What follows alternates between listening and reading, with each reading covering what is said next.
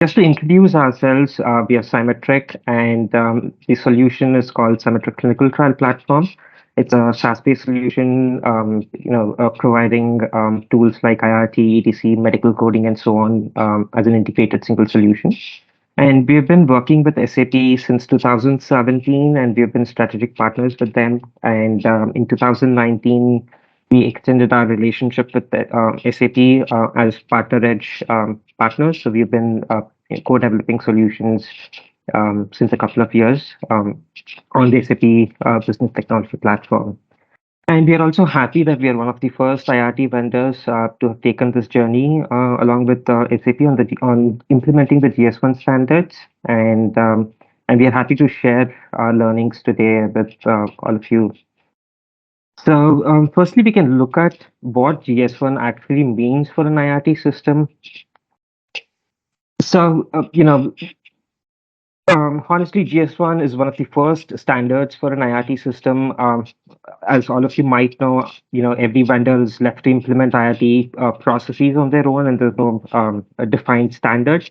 Though GS1 is not specifically meant for IRT, but IRT systems can definitely use GS1 as one of the standards to implement the underlying clinical supplies processes within the solution. And one of the things that GS1 enables is the interoperability. More so for the CROs and the pharma companies than the IRT vendors, because you would now be able to switch between different vendors more seamlessly within your solution ecosystems. And GS1 also kind of bridges the gap between the commercial healthcare supplies and also the clinical trial supplies. We have all known that GTIN existed since many years, but we have never been using that within the clinical trials ecosystem. So this is GS1 introduces that for the clinical trials, enables the IIT vendors to complete their study builds faster and deliver the deployments much faster, because GS1 is an open standard, and if once implemented, that standard could be used across any different supply chain system. So it could be any depot that we would want to integrate. We would be able to do that without having to spend that additional time in trying to understand the other party system and how the whole communication works. So GS1 is that open standard which we can rely on to work with different vendors and partners to integrate the solutions. And of course, it eliminates the manual data reconciliations that are needed across the supply chain, especially from an IRT perspective. You would know the pain points while trying to reconcile the data from an IRT system. And obviously, a few more advantages that GS1 specifically provides to IIT is that it enables you to uniquely recognize organizations through GLN codes. So that's one of the pieces that IIT vendors have always been struggling, while integrating with larger enterprise models with different pharma companies. And the same goes with the GTIN code. So GTIN, is basically to identify the stocks. So we can also now talk about how GS1 has been implemented on SyMetrics IRT. So we took a very flexible and adaptable approach when trying to implement this with a long-term vision that we know that GS1 is going to be implemented by different pharmaceutical companies over the next couple of years. So we are very strong in believing so. So we've implemented it as an out-of-the-box configurable REST API. So it can be used out of the box with any for any study. You don't need to kind of do any development or go through the software development life cycle for that. And we have integrated the GS1 data points within the IRT's master data. So that allows a lot of flexibility when trying to configure studies that have both GS1 and the conventional processes running side by side. So it's a fully configurable solution. So that's all from the presentation perspective. And now we can jump in straight to the demo, and we can see how it's actually implemented in its practical form. So let me share my screen here. So I hope the screen is visible and the font size is pretty clear. Okay. Um, so we'll begin with, as I mentioned, we have implemented them as out-of-the-box services. So we have something called as data services within the IRT platform. So here are the two services that we have implemented specific to this integration. One being the GS1 business messaging standard for clinical trials, and second being the SAP ICSM IRT actuals. So the GS1 BMS has about 9 or 10 different interfaces that Kriti and Shekul have spoken about earlier. So these are the interfaces that we have for the GS1 service. And similarly for the IRT actuals, as of now, we have these two interfaces for the master data and IRT actuals inbound data. So in future, we'll also be working closely with SAP to also integrate with the study, build and configuration APIs as well. So it's a work in progress for us right now. And apart from these two services, we also had to, update the master data to, now include the GS1 metadata as well. So one of the things that we have done is updated our organization master to now include the GLN codes as part of the master data itself. And this IIT can, store multiple address profiles for each organization, and each address profile could have its own GLN code. And similarly, for the G10, um, under the stock definitions, we have again included the G10 again as part of the IIT's master data. So, these are some of the things that we had to changes that we had to bring into the IIT to enable this whole GS1 integration workflow. Now we'll actually start off with one of the first processes that we saw in the swim lane diagram, which we spoke about. So one of the first points, from a GS1 perspective is, of course, the inventory. How do we synchronize the inventory from ICSM to the IRT? So as Preeti mentioned, ICSM sends the inventory report to the IRT over the GS1 interface in a scheduled manner, and that schedule could be set depending upon different operational needs. Apart from that, we've also created an interface on the IRT where you could request an inventory report manually from the ICSM. So here is the interface for that. And you can request the inventory for individual, stocks, or you can include all the different inventories in the study, and then just place the inventory report. And now the IRT would send over the request for inventory report to ICSM, and then ICSM would send that information back to the IRT, all happening on through the GS1 interfaces. So this is one of the first things that we had to implement from an inventory synchronization perspective. And now we'll move on to the distribution part. So from a distribution part, first things is, of course, the shipment requests coming from an IRT perspective.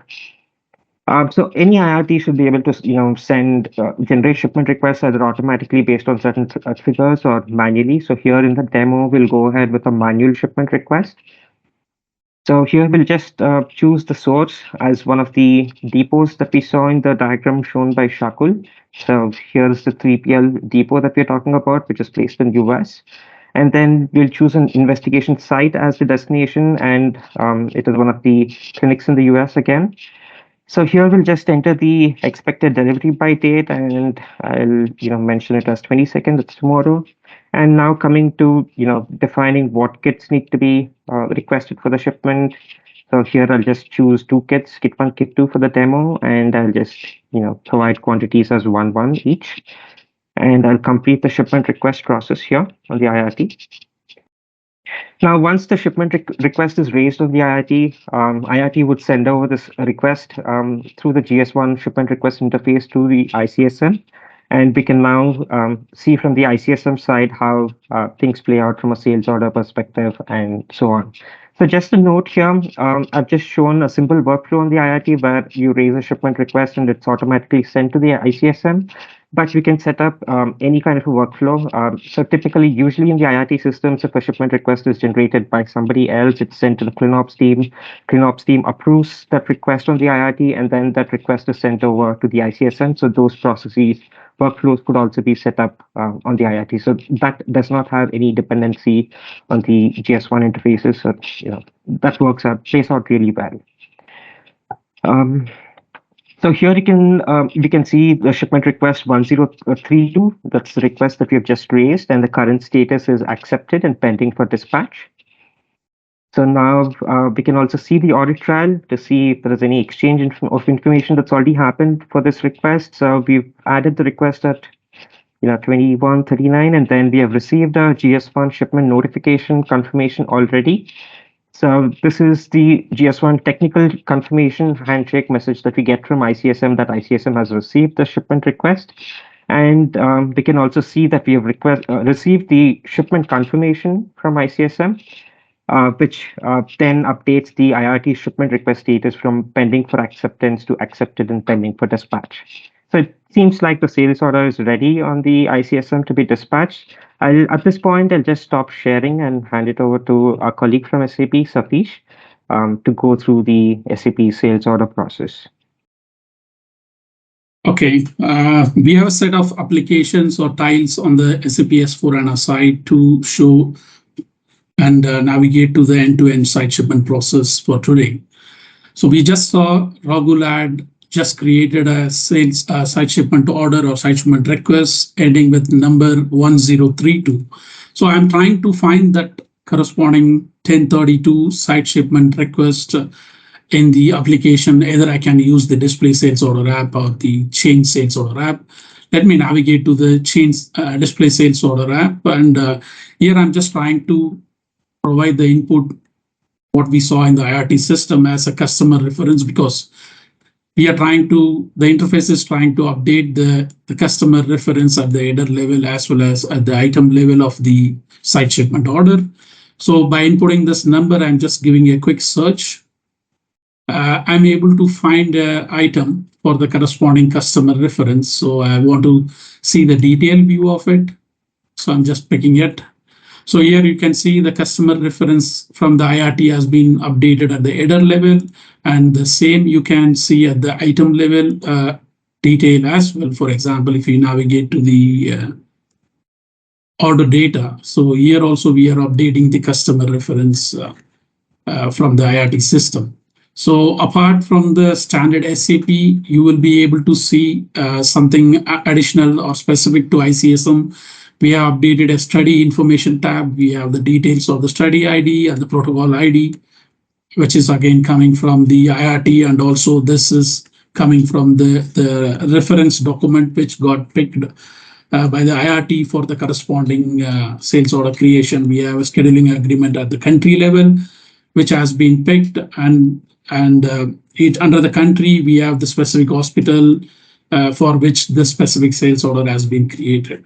So again, we further, if you want to see the detail about the medication and the material linkage, we have a specific maintained medication section. So these are the medication kit, one kit which has been chosen for the active material by Ragul in IRT system. Similarly, we have the medication kit which got updated on the placebo line item as well in the sales order.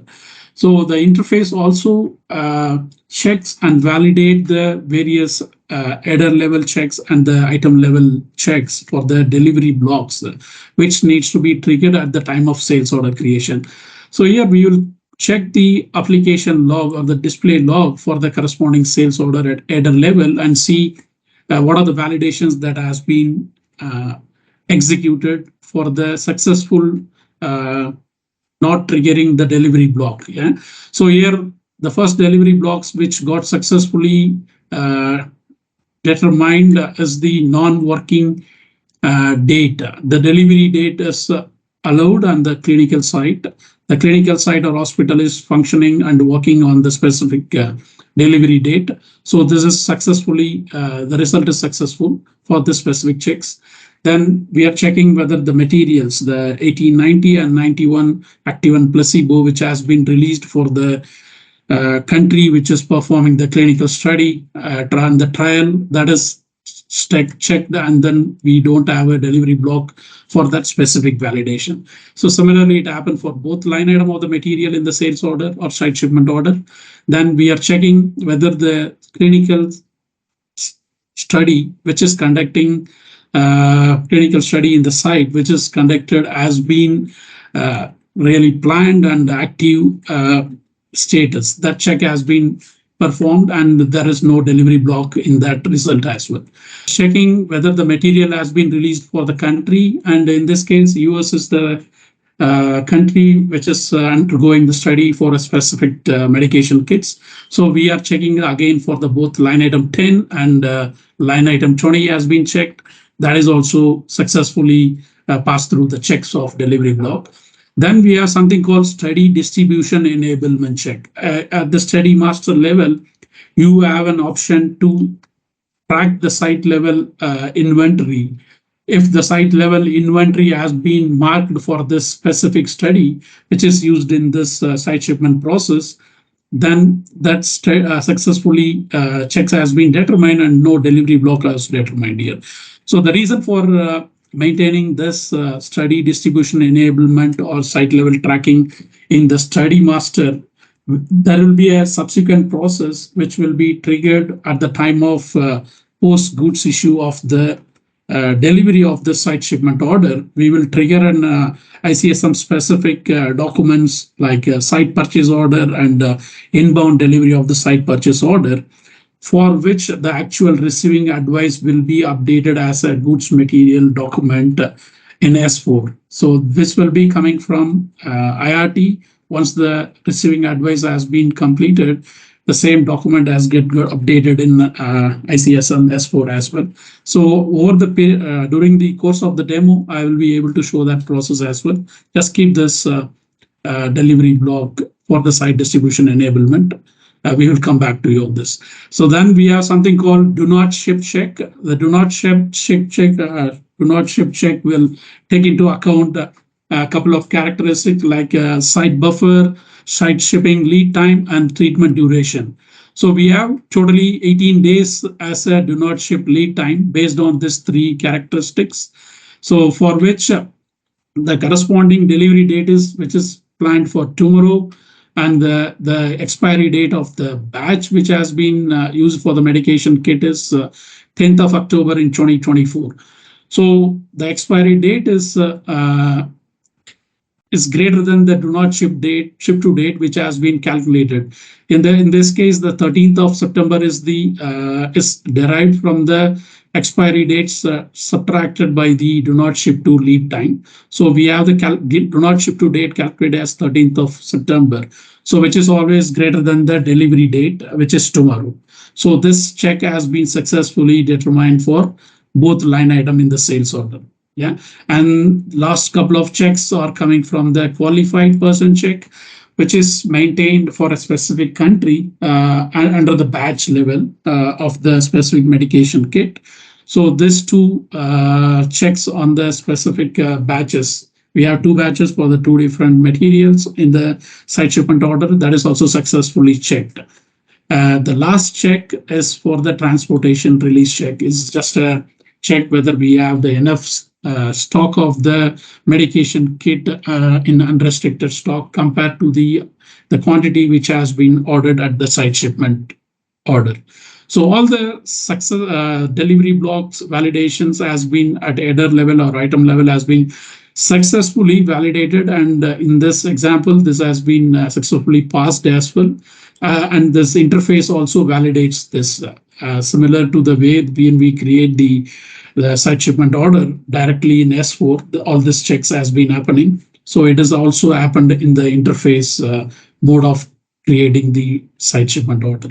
Part of the flow, subsequent flow of the demo. So I would like to show once the site shipment order has been created, we would like to check the corresponding medication kit status, which you can see in the medication kit tab, which is a display medication kit tab, which I already opened here.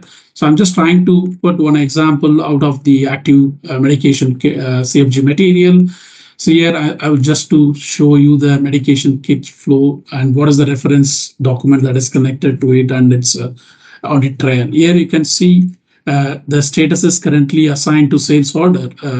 Even before it's created, it was in available status at the specific plant, which is a shipping plant. In this case is CUS6. So now if you go deep down into the item level of the medication kit, we will be able to see the reference document of the site shipment order, which just got created by means of IRT interface. And also you have an option to see the audit log of the change documents. It moved from available status to the assigned to sales order status.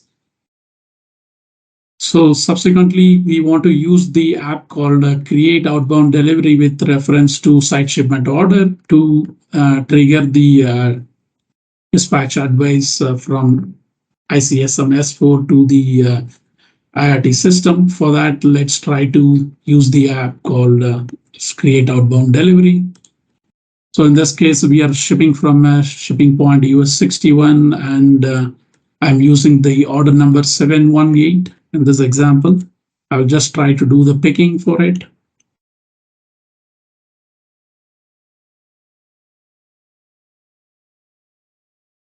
So just before posting the PGI or the post goods issue for this specific outbound delivery, I will try to save this outbound delivery and then try to go back to the medication kit app to show you the difference, what happened after the creation of outbound delivery.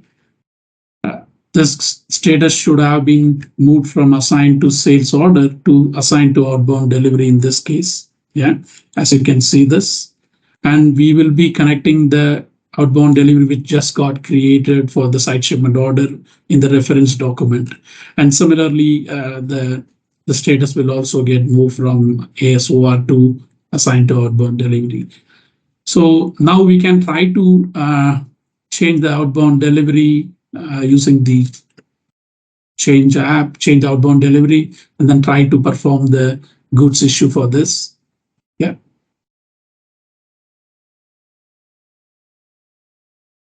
Okay, so now the outbound delivery is created as well. And before jumping on to the medication kit status, I would like to show the audience the output, delivery output. So here we have a special output called LAVB, which actually triggers the there are two documents which additionally get created, which is called site purchase order and the inbound delivery for the site purchase order. So which can be again tracked in another application. Yeah. So I will just try to copy the delivery number, and here you can have an application log, which you can see for a ICSM specific object you can input under the corresponding subcategory we can input. And I'm just inputting the copied outbound delivery. So here I have a log which got created. So here I can see there is a site shipment order, which is the purchase order, and its inbound delivery has been created. So now I'm planning to perform the PGI for this. Let me try to show the document flow. Yeah, the GI is completed, and then the Lava B, which triggers the site purchase order and the inbound delivery.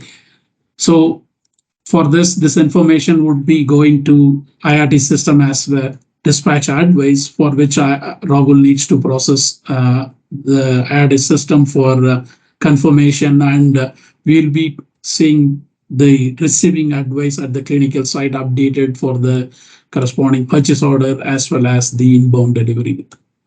Yeah. So as expected, I see this as in transit, and then quickly we'll just have a look on the reference documents. So we created a site shipment order, which is a sales order, outbound delivery, and then we have the PGI. We have the purchase order created for the clinical site for tracking the stock in the clinical site, and the inbound delivery for the clinical site specific virtual plant. Yeah. So now we need to receive the receiving advice back from the IRT system.